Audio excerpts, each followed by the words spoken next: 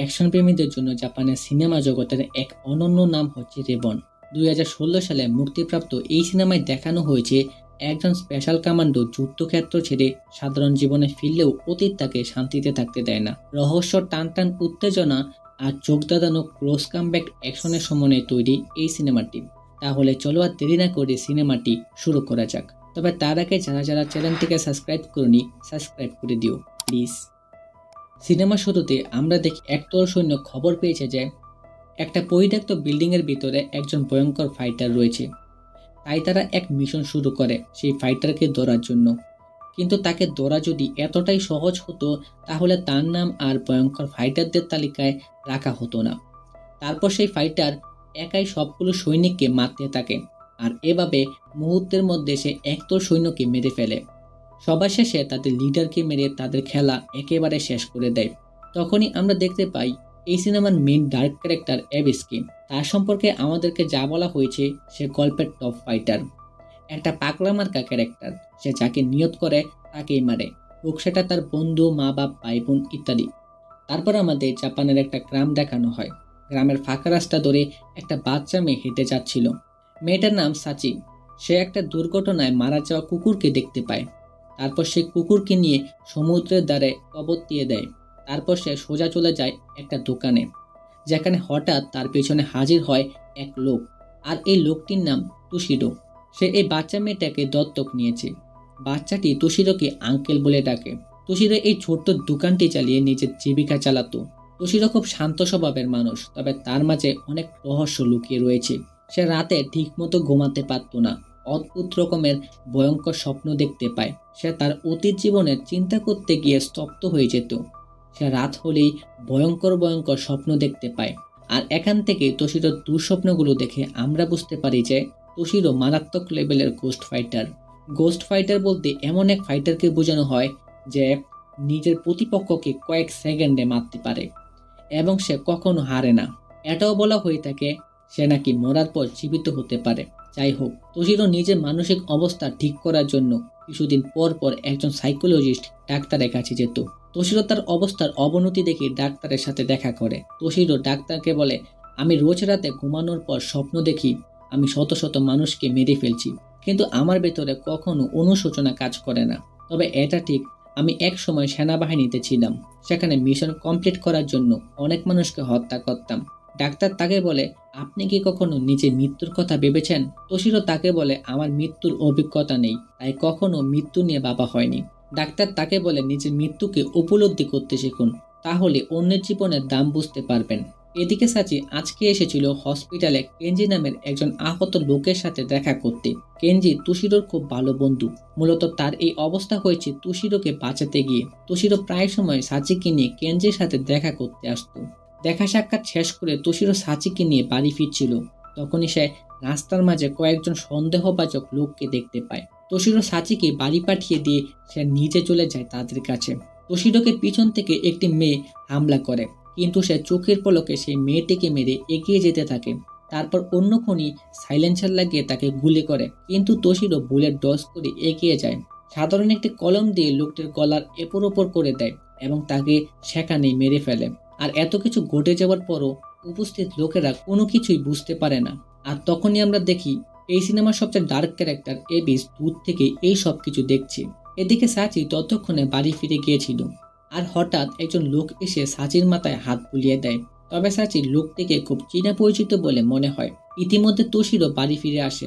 তারপর আমরা একজন লেডি কিলারকে দেখতে পাই, যে নাকি দুর্দান্তভাবে মানুষ মারতে পারত। সে লিফটের ভেতরে দুজন ছেলেকে মেরে ফ্যান্টম নামের একজন লোকের সাথে দেখা করতে আসে। আর এখানে আমরা বুঝতে পারি যে এই সব কিছু কেন করছে। আসলে ফ্যান্টম নামের একজন প্রাক্তন কমান্ডার ছিল, যার আন্ডারে একসময় তোশিরো, অ্যাবিস সহ আরো অনেকেই কাজ করত। তোশিরো ফ্যান্টমের দল ছেড়ে হঠাৎ স্বাভাবিক জীবনযাপনের সিদ্ধান্ত নেয়, কিন্তু এই ব্যাপারটা ফ্যান্টমের কাছে দেশদ্রোহিতার মতো মনে হয়। এটা এক কমান্ডোর আদর্শের বিপরীত ছিল। তাই সে তোশিরোকে মারতে তার অনুগত কমান্ডোদেরকে নিয়ে একটি টিম বানায়। আর আমরা তো দেখলামই তোশিরো কিভাবে তাদেরকে মারলো। তাই ফ্যান্টম কমান্ডোদেরকে নিয়ে নতুন আরেকটি টিম বানাতে থাকে। তবে ফ্যান্টম খুব ভালো করে জানতো তোশিরোর সাথে সমান সমান টক্কর দিতে পারবে একমাত্র অ্যাবিস। এদিকে তোশিরো সাচিকে নিয়ে তার এক বন্ধুর রেস্টুরেন্টে বসে খাবার খাচ্ছিল। তখনই টিভিতে সেদিনের ঘটনার খবর দেখানো হয়। রাস্তার মাঝে অজ্ঞাতনামা একজন ছেলে ও মেয়ের লাশ পাওয়া গেছে। সবকিছু দেখে তোশিরো বুঝে যায় এখন ফ্যান্টমের লোকেরা তাকে মারতে আসবে। তাই সে সাচিকে তার বন্ধুর কাছে রেখেই নিজের দোকানের দিকে যেতে থাকে। আমরা দেখতে পাই ফ্যান্টমের বেশ কয়েকজন গোপন ফাইটার এসেছিল তোশিরোকে মারতে, আর এখানে এক অদ্ভুত স্টাইলের ফাইট শুরু হয়। তোশিরো তাদের সবাইকে মেরে ফেলে। জীবনে প্রথমবার এরকম ইউনিক স্টাইলে মারতে দেখলাম। তারপর সে দোকানে পৌঁছে যায়। সেখানেও ফ্যান্টম এসে কমান্ডো গ্রুপ চলে আসে তোশিরোকে ধরতে। খুবই স্বাভাবিক স্টাইলে তোশিরো এক এক করে সবাইকে মারতে থাকে। তারা কেউই তোশিরোর ফাইট স্কিলের সামনে টিকতে পারছিল না। আর এভাবে সবগুলো শত্রুকে মারার পর তোশিরো নিশ্চিন্তে খাওয়া দাওয়া করে। আর তখনই তার দোকানে দুজন ছেলে চলে আসে, যাদেরকে তোশিরোর বন্ধু কেনজি পাঠিয়েছিল তোশিরোকে সাহায্য করার জন্য। কিন্তু তোশিরোর কাউকে প্রয়োজন নেই, সে একাই সবার জন্য যথেষ্ট। যেহেতু কেনজি পাঠিয়েছে তাই সে তাদেরকে সাথে নিয়ে নেয়। তারপর তোশিরো একটা টেলিফোন বুথ থেকে সাচিকে কল দেয়। আর তারা দুজনে যখন কথা বলছিল তখনই সেখানে হামলা করে সেই লেডি কিলার। সেই ছোট্ট টেলিফোন বুথের মধ্যে তাদের লড়াই শুরু হয়। তোশিরো প্রাণপণ চেষ্টা করে যেন ফোনে থাকা সাচি এই সবকিছু জানতে না পারে। ফোন না কেটে লেডি কিলারের সাথে লড়াই করে, আর ফাইনালি সে মেয়েটার গলা কেটে তাকে মেরে ফেলে। ভাই এত সুন্দর একটা মেয়েরে হ্যাঁ কেমনে মারলো? ফ্যান্টমের বিরুদ্ধে তার শেষ যুদ্ধ শুরু হওয়ার আগে সে তার বন্ধু কেনজির সাথে দেখা করতে যায়, কিন্তু কেনজি এই যুদ্ধে তার সাথে যেতে চায়। কেনজি তাকে বলে এরকম হুইল চেয়ারে বসে না থেকে সে তার জন্য জীবন দিতে চায়, কিন্তু তোশিরো তাকে স্পষ্ট না করে দেয়। এদিকে ম্যাক্স আর মারাতো বসে বসে কথা বলছিল যে এইসব কেন হচ্ছে। ম্যাক্স বলে ফ্যান্টম আসলে নিজের কমান্ডোদের মাধ্যমে পৃথিবীব্যাপী ইন্টারন্যাশনাল ক্রাইম করত, বাচ্চাদের বন্দি বানিয়ে ব্রেন ওয়াশ করত। এসব কারণে তোশিরো চিরতরে ফ্যান্টমের দল ছেড়ে দেয়। কিন্তু ফ্যান্টমের কাছে এটা তাকে অপমান করার সমান, তাই সে প্রতিশোধের আগুনে জ্বলতে শুরু করে। এখন তোশিরোকে মারতে উঠে পড়ে লেগেছে। যাই হোক, আমাদের এত কিছু ভেবে লাভ নেই। যেহেতু কেনজি আমাদেরকে পাঠিয়েছে তোশিরোকে সাহায্য করতে, তাই আমরা এই কাজটি মনোযোগ দিয়ে করব। আমরা দেখতে পাই এপিস ফ্যান্টমকে ভিডিও কল করে। সে ফ্যান্টমকে বলে তোশিরো আমার শিকার, যদি তুমি কিংবা তোমার লোকেরা আমার রাস্তায় আসে তাহলে তোমাদেরকে শেষ করে দেব। এ কথা শুনে ফ্যান্টমের চামচা তাকে বলে তোশিরোর সাথে এপিসের কিসের শত্রুতা। ফ্যান্টম তাকে জানায় অনেক আগে তারা দুজনে খুব ভালো বন্ধু ছিল। ওরা দুজনই আমার জন্য কাজ করত, তবে ওদের মধ্যে সবচেয়ে বড় পার্থক্য হচ্ছে তোশিরোকে তুমি যদি আলো বলো তাহলে এবিসকে অন্ধকার বলতে হবে, কারণ এবিস কারণে অকারণে যে কাউকে মারতে পারে, কিন্তু তোশিরো কারণ ছাড়া কাউকে মারতো না। এদিকে সাচিকে ফ্যান্টমের লোকেরা কিডন্যাপ করেছে। কিছুক্ষণ পরে তোশিরো বন্ধু তাকে কল করে বলে সাচিকে কোথাও পাওয়া যাচ্ছে না। এটা শুনে তোশিরো তাকে বলে চিন্তা করিস না, সাচি কোথায় আছে আমি সেটা জানি। আসলে ফ্যান্টম ভেবেছিল যে সাচির মাধ্যমে সে তোশিরোকে ধরে ফেলবে, কিন্তু এটা সম্পূর্ণ তোশিরোর প্ল্যান ছিল। সাচির মাধ্যমে ফ্যান্টমকে খুঁজে বের করে এইসব ঝামেলা চিরতরে শেষ করে ফেলবে। তাই সে আগেই সাচির হাতে থাকা ঘড়িতে ট্যাকার বসিয়ে দিয়েছিল। এদিকে ফ্যান্টম সাচিকে বলে তুমি কি জানো তোমার আর তোমার আঙ্কেলের একই রক্ত? আমি তোমার আঙ্কেলকেও একসময় ব্রেন ওয়াশ করেছিলাম, কিন্তু তোমাকে ব্রেন ওয়াশ করার আগেই তুমি তোশিরোকে আঙ্কেল বলে ডাক দিয়েছিলে, তাই সে তোমাকে বাঁচিয়ে নিয়ে যায়। কিন্তু এখন আমি তোমাদের কাউকে ছাড়বো না। এদিকে সাচির মাধ্যমে তোশিরো ফ্যান্টমের লোকেশন পেয়ে গিয়েছিল। সে একটা পাহাড়ি জঙ্গলের মাঝে নিজের হাই সিকিউরিটি আস্তানার ভিতরে ছিল, আর এতক্ষণে তোশিরো তার সহকারীদেরকে নিয়ে সেই জঙ্গলে পৌঁছে যায়। তোশিরো খুব ভালো করেই জানতো এখানে অনেক সৈন্য রয়েছে, তাই সে একটি প্ল্যান বানায় আর প্ল্যান অনুযায়ী যুদ্ধ শুরু করে। তোশিরো একাই সবাইকে মারতে থাকে। ম্যাক্স আর মাতারো তাকে কভার দেয়। তবে এসব মারামারির মধ্যে চোখে মুখে কাপড় দিয়ে ঢাকা একজন অচেনা সৈনিক ফ্যান্টমের লোকেদেরকে মেরে তোশিরোকে সাহায্য করছিল। এটা কে ছিল তা আমরা কিছুক্ষণ পরে জানতে পারবো। এদিকে কভার দিতে দিতে মাতারো যখন একটু একা হয়ে পড়ে তখনই একটা বাচ্চা মেয়ে তার উপরে হামলা করে। মাতারো মেয়েটাকে বাচ্চা ভেবে তাকে ছেড়ে দেয়, কিন্তু সে জানতো না এই মেয়েটা ফ্যান্টমের তৈরি করা একজন ব্রেন ওয়াশার কিলার। ফলাফলস্বরূপ মাতারোকে খুব নিষ্ঠুরভাবে সেখানে মেরে ফেলে। এদিকে তোশিরো ততক্ষণে দুজন অভিজ্ঞ সৈনিকের মুখোমুখি হয়। এই দুইজন তাকে কিছুক্ষণের জন্য টেক্কা দিতে পারলেও নিজের স্পেশাল টেকনিকের মাধ্যমে এই দুইজনকে মেরে ফেলে। আর তখনই তার সামনে আসে সেই বাচ্চা মেয়েটা, যে কিনা মাত্রই মাতারোকে মেরে ফেলেছিল। তোশিরো মেয়েটার গায়ে রক্ত দেখেই বুঝে যায় এই মেয়েটা নিশ্চয়ই কাউকে মেরে ফেলেছে। বাচ্চা মেয়েটা তোশিরোর উপরে হামলা করে, কিন্তু খড়কুটোর মতো তোশিরো তাকে মারতে থাকে। মেয়েটা কিছুতেই না পেরে নিজের বুকে বাঁধা বোমাটা অ্যাক্টিভ করে দেয়, কিন্তু তোশিরো মুহূর্তে বোমার তার কেটে বোমাটি ডিঅ্যাক্টিভ করে দেয়। আর এবার সে মেয়েটাকে মেরে মাতারুর প্রতিশোধ নেয়। তারপর সে এগিয়ে যায়। সে নিজের দুটি স্পেশাল কুড়াল হাতে নিয়ে নেয়। সে একাই প্রায় 7-8 জন সৈনিকের সাথে লড়াই করতে থাকে। এই সবগুলো বন্দুকধারীকে মারতে না মারতেই তার সামনে আরো 7-8 জনের একটি দল ছুরি হাতে তার সামনে চলে আসে। ক্লান্ত তোশিরো আবারও একটি ছুরি হাতে নিয়ে প্রস্তুত হয়ে যায়। আবার এক ভয়ঙ্কর লড়াই শেষে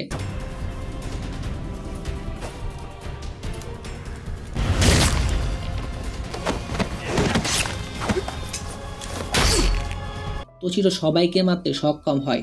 তখনই আমরা তার পেছনে সেই লোকটিকে দেখতে পাই। আসলে এই লোকটি হলো অ্যাবিস, যে কিনা তোশিরোর খুব ভালো বন্ধু ছিল। এখানে তাদের শত্রুতার রহস্য রিভিল হয়। তোশিরো ফ্যান্টমের এক্সপেরিমেন্টের বিরুদ্ধে ছিল, কিন্তু অ্যাবিস তাকে বুঝায় আমাদের কাজের বিনিময়ে টাকা পেলেই হবে। ফ্যান্টম বাচ্চাদেরকে নিয়ে কি করছে না করছে তা নিয়ে বাবার কি দরকার। আর ঠিক এই কারণেই তোশিরো রেগে যায়, তাই সে মিশন ছেড়ে দেয়। আর এখান থেকে তাদের শত্রুতার সূত্রপাত ঘটে। এদিকে ফ্যান্টম সাচিকে গল্প শোনাচ্ছিল। তোমার আঙ্কেল তোশিরোকে গোস্ট নামটা আমিই দিয়েছিলাম। ও আমার কথায় আফগানিস্তান, ইরান, ভিয়েতনাম সহ অনেক ন্যাশনাল এবং ইন্টারন্যাশনাল মিশন করেছে। ও এতটাই ভয়ঙ্করভাবে মানুষ মারতে পারত যে ওর নাম শুনলে লোকেরা ভয় পেয়ে যেত। এদিকে তোশিরো ফ্যান্টমের বিল্ডিং এ ঢুকে পড়ে। তোশিরো সেখানে থাকা বাকি গার্ডদেরকে মেরে মুহূর্তে ফ্যান্টমের ঘরে ঢুকে পড়ে। ফাইনালি তোশিরো সাচিকে বাঁচিয়ে নেয়। এতক্ষণে সেখানে ম্যাক্স চলে আসে। তোশিরো সাচিকে ম্যাক্সের কাছে রেখে ফ্যান্টমকে মারতে চাচ্ছিল, কিন্তু সাচি তাকে জড়িয়ে ধরে অজোরে কাঁদতে শুরু করে। সে তার আঙ্কেলকে নিয়ে বাড়ি যেতে চাচ্ছিল। তবে আজ কেন জানি সাচির মনে হচ্ছিল এখন ফাইট করতে গেলে তোশিরো আর কখনো ফিরে আসবে না। বাট তোশিরো তাকে প্রতিশ্রুতি দেয়, আমি অবশ্যই ফিরে আসবো। তোশিরো বের হলে তার মুখোমুখি হয় তার পুরনো বন্ধু অ্যাবিস। আর এই প্রথমবার ডার্ক আর গোস্টের লড়াই শুরু হয়। যেহেতু তারা দুইজনে খুব ভয়ঙ্কর ফাইটার, তাই তাদের লড়াইটা অনেকক্ষণ ধরে চলতে থাকে। কেউ কাউকে ছেড়ে দেওয়ার পাত্র নয়। আমরা দেখতে পাই শেষ পর্যায়ে তোশিরো অ্যাবিসকে মেরে ফেলে, কিন্তু সে এবিসের সাথে লড়াই করে অনেকটা দুর্বল হয়ে পড়েছে। তারপর সে সাচিকে কল করে এবং তাকে বলে তোমার আঙ্কেল পুরোপুরি ঠিক আছে, সে অবশ্যই তোমার কাছে ফিরে আসবে। অবশেষে তোশিরো ফ্যান্টমের মুখোমুখি হয়। ফ্যান্টম তাকে বলে তুমি আমার সাথে বিশ্বাসঘাতকতা করে ভালো করনি। আমি কত কষ্ট করে তোমাকে তৈরি করেছি, আর তুমি এই সবকিছু আমার বিরুদ্ধেই ব্যবহার করছো। আন্ডারওয়ার্ল্ডের কত নাম তোমার নাম শুনলেই সবাই থরথর করে কাঁপে। তোশিরো তাকে বলে আমার নামের দরকার নেই, আমার কাছে যা আছে তা তোমার কাছে নেই। আমার কাছে বেঁচে থাকার অবলম্বন আছে, তোমার কাছে কিছুই নেই টাকা ছাড়া। তারপর তোশিরো যখন তার অস্ত্র বের করে তখন ফ্যান্টম হিপনোটাইজ করতে শুরু করে। ফ্যান্টম যে কথাগুলো বলে বাচ্চাকালে তার ব্রেন ওয়াশ করেছিল সেই কথাগুলো বলতে থাকে। কথা বলতে বলতে সে তোশিরোর গলায় ছুরির আঘাত করে, কিন্তু আঘাত পাওয়ার আগেই তোশিরো আলোর গতিতে ফ্যান্টমের গলা কেটে দেয়। তবে ফ্যান্টমের ছুরির আঘাত বেশ গাঢ়ভাবে লেগেছিল, তাই তোশিরো একটু সামনে এগিয়ে যেতেই মাটিতে লুটিয়ে পড়ে। আর মারা যাওয়ার আগে সে সাচির উদ্দেশ্যে বলে যায় তোমার বাবা তোমাকে দেওয়া প্রতিশ্রুতি রাখতে পারেনি। এখান থেকে আমরা বুঝতে পারি সাচি হলো তার নিজের মেয়ে। সিনেমার শেষে আমরা দেখতে পাই তোশিরো সাচিকে গোস্টের একটি বই দিয়েছিল। সেই বইটি সাচি মাটিতে পুঁতে ফেলে, কারণ তার জীবনে তার আঙ্কেলই একজন গোস্ট, আর এই সব কিছু দূর থেকে একজন লোক দেখছিল। এটা হতে পারে তোশিরো, কারণ গল্পে বারবার বলা হয়েছে গোস্ট এমন এক ক্যারেক্টার যা কিনা বারবার জন্ম নিতে পারে। হয়তো তোশিরোর আরো অনেক শত্রু রয়েছে, যার কারণে সে সাচির কাছে গিয়ে দেখা করছে না। এতে হয়তো সাচির ক্ষতি হতে পারে। তো যাই হোক, ভালো থাকবা, সুস্থ থাকবা। দেখা হচ্ছে পরের সিনেমায়। ততক্ষণের জন্য আল্লাহ হাফেজ।